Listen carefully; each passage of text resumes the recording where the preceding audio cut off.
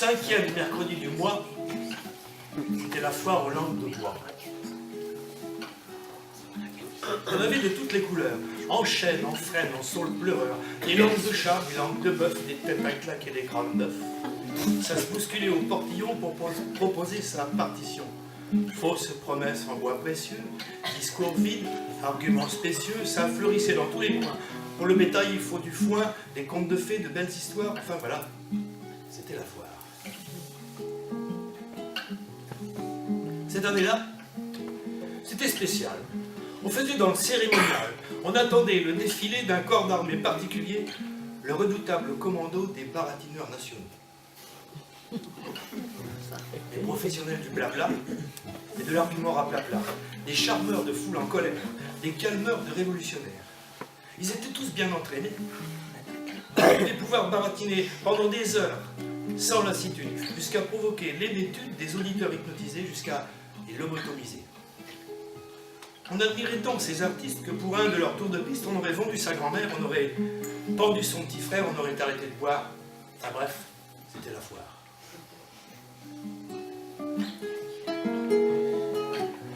Sur le parcours du défilé, une foule immense s'impatientait. Laudateurs et admiratrices attendaient tous la catharsis de merveilleux médicaments, la panacée et l'aliment. Ce miracle, le bonheur.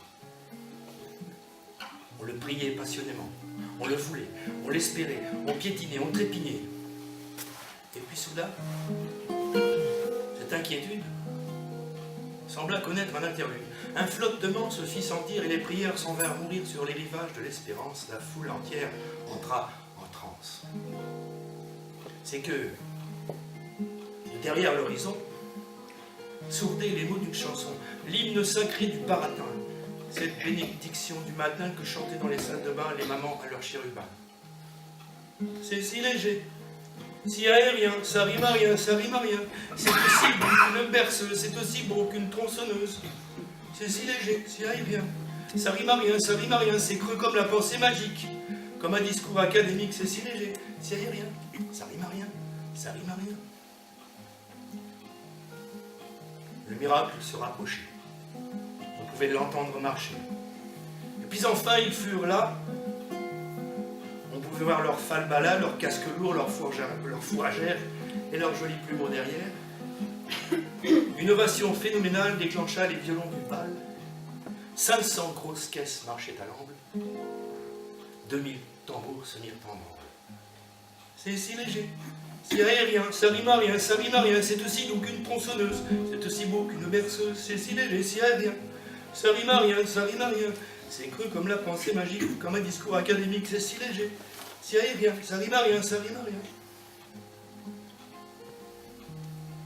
On voyait vibrer les trottoirs, trembler l'eau dans les arrosoirs, tomber la cendre des cigares, enfin voilà, c'était la foire.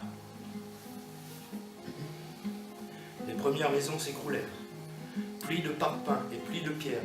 On dénombra 150 morts, autant de fidèles que le sort avait choisi pour que leurs âmes alimentent cette année les flammes du consommateur inconnu et du saint électeur cocu. Et les réjouissances continuèrent, et 200 000 tympans crevèrent.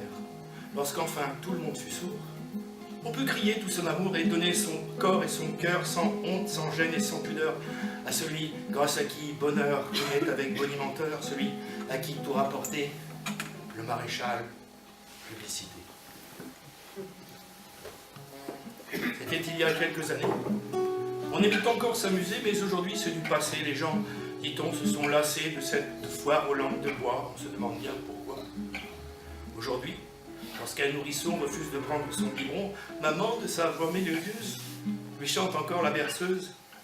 C'est si léger, si aérien, ça rime à rien, ça rime à rien, c'est aussi doux qu'une berceuse, c'est aussi beau qu'une tronçonneuse. Mais elle ne sait plus vraiment pourquoi. Elle a perdu sa langue de bois. C'est dommage, c'était plein d'espoir. Enfin voilà, c'était la foire. Voilà.